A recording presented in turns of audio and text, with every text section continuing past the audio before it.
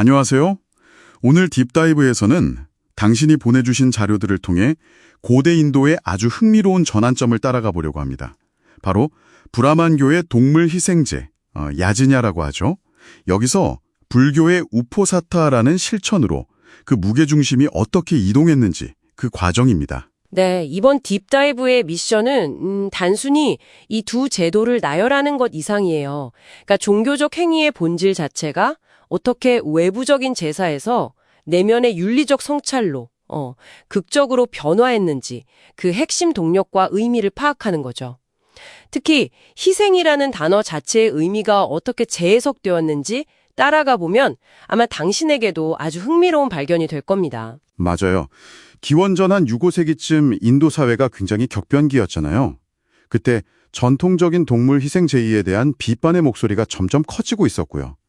근데 붓다는 여기서 한 발 더 나아가서 아주 체계적인 대안을 제시했다는 점이 중요하죠.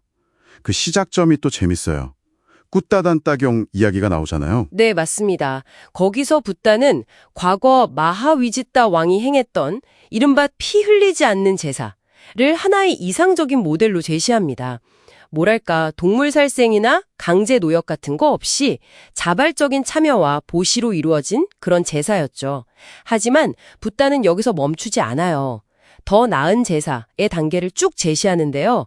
물질적인 보시보다는 공동체를 위한 시설 건립 같은 게 더 낫고, 그보다는 삼보의 귀의라고 옥외 같은 기본적인 윤리계율을 지키겠다는 그런 결단, 이게 훨씬 더 큰 공덕이라고 봤어요. 와, 심지어 아주 잠깐이라도 자비심을 내는 것 같은 그런 순수한 마음 상태가 그 어떤 물질적인 제사보다 더 우월하고, 궁극적으로는 수행을 통해서 번뇌를 소멸시키는 것이야말로 최상의 제사다, 이렇게까지 이야기하는군요. 네. 이런 정말 외부 형식에서 내면의 동기, 그리고 그 상태로 가치가 완전히 이동하는 거네요. 정확합니다.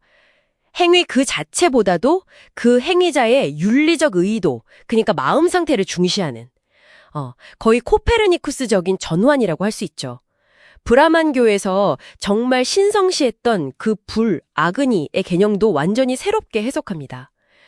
재물을 태우는 그런 외부의 불 대신에요. 불교에서는 우리가 공경해야 할 대상으로 부모님, 또 가정을 이루는 배우자와 자녀, 존경받을 만한 수행자들, 이런 분들을 불에 비유하면서 관계 속에서의 책임을 강조했죠. 오이를 우리 마음속의 탐욕, 성냄, 어리석음, 이게 진짜 꺼트려야 할 불이다, 이렇게 본 거군요. 네, 맞습니다. 그럼 이런 문제의식 속에서 나온 불교에 대한 우포사타, 이건 구체적으로 어떤 실천이었을까요? 율장 비나야 피타카 기록을 보면요. 처음에는 빈비사라 왕의 제안으로 시작된 걸로 나와요. 정기적인 법회 같은 자리였죠. 근데 이게 점차 승려 공동체가 보름마다 함께 모여서 파티모카라고 하는 아주 상세한 계율 목록이 있거든요. 그걸 함께 암송하는 거예요. 그리고 혹시라도 자기가 어긴 점이 있다면 대중 앞에서 솔직하게 고백하고 참회하는 거죠. 그런 의례로 발전했습니다. 핵심은 공동체의 윤리적 청정성, 이거 이제 신라 비수띠라고 하는데 그거랑 공동체의 화합, 상가사막기를 다지는 데 있었어요. 아하, 그렇군요. 그러니까 외부에 무언가를 바치는 그런 행위가 아니라 공동체 안에서 스스로의 행동과 마음을 돌아보고 정화하는 것, 그런 내면적인 실천으로 바뀐 거네요. 네, 바로 그거죠. 야즈냐와 직접 비교해보면 그 차이가 정말 확 드러나겠어요. 그렇습니다. 표로 요약된 내용을 봐도 그 대립구도가 명확하죠. 핵심 행위를 보면 야즈냐는 외부적이고 때로는 폭력적이기까지 한 제의잖아요. 동물 살생 같은. 반면에 우포사타는 내면적이고 비폭력적인 실천이죠.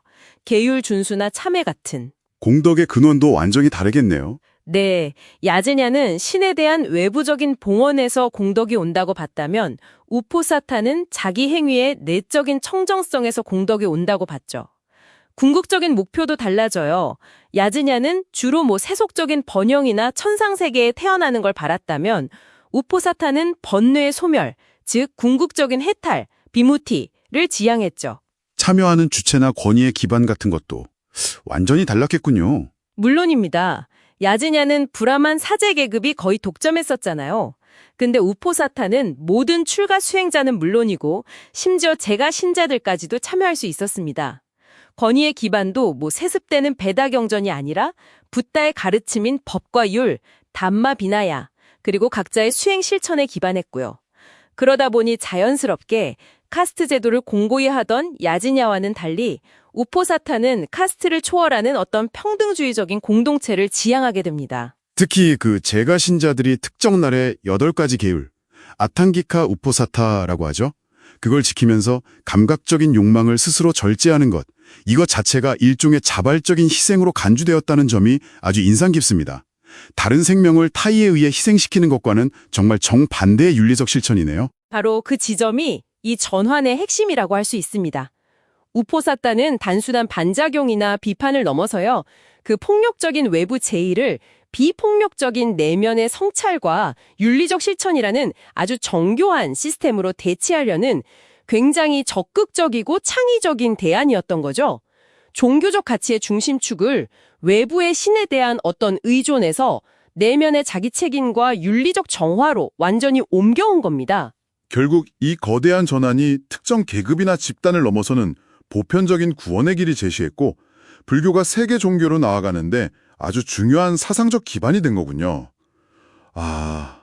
오늘 이렇게 쭉 흐름을 따라와 보니까 종교적인 개념이나 실천이라는 것이 시대와 사상에 따라서 얼마나 역동적으로 변화하고 또 재해석될 수 있는지 새삼 느껴지네요. 네, 그렇죠. 그리고 이야기는 아마 당신에게도 한 번쯤 생각해 볼 거리를 던져줄 겁니다. 자, 오늘날 당신이 생각하는 가치 있는 행위나 의미 있는 희생은 과연 어떤 모습일까요? 혹시 우리도 모르게 외부적인 형식이나 결과에만 너무 치우쳐서 그 과정에서의 어떤 윤리적인 성찰이나 내면의 진정한 동기를 놓치고 있는 것은 아닐까요? 네, 오늘 이 딥다이브가 당신만의 답을 찾아가는 여정에 작은 실마리나 영감이 되었기를 바랍니다.